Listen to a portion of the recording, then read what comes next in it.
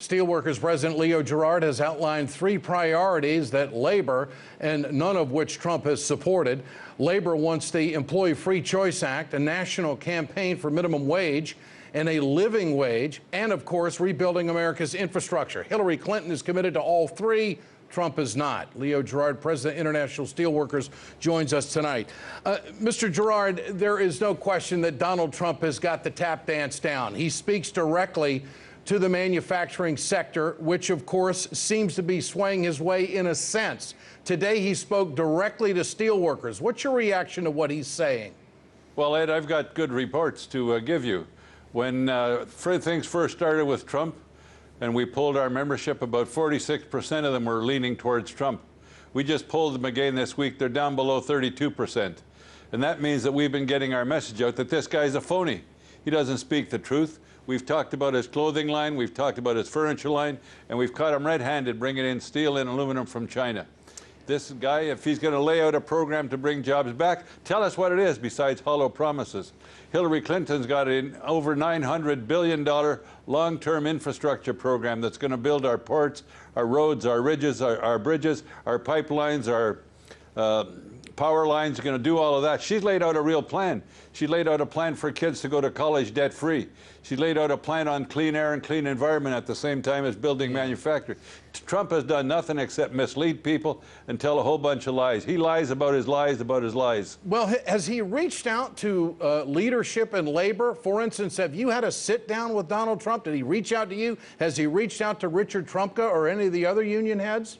Let me say this. When about a year and a half ago, we invited every known candidate to come and speak to the AFL-CIO Executive Council. Trump refused to come.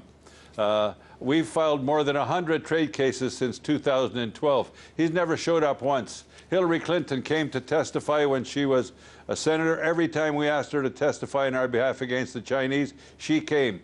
And it's now come out that Trump has a $125 million collective agreement, not collective agreement, a $125 million agreement with a Chinese hotel chain to put his Trump sign on them.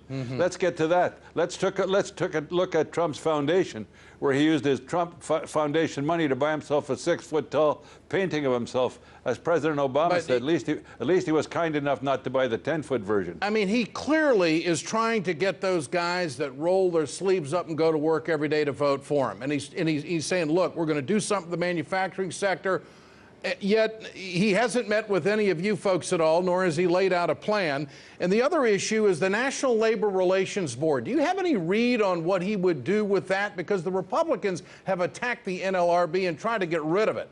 What Trump has said is, first of all, he's against the minimum wage.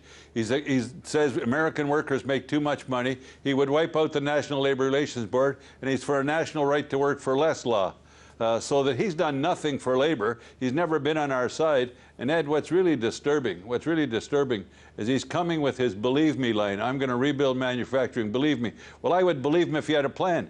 He doesn't have a plan. He's got a, what do you call that, a tweet. Okay. Well, he does that a lot. There's no question about it. I'm not very techie, but let me close by saying, since I saw you last, we've had over 2 million more hits to our video about the soft-handed boss. And that says what our members are learning about, and they know this guy's a phony. All right. International President of Steelworkers Leo Gerard with us tonight. Mr. Gerard, thanks so much. Thank you.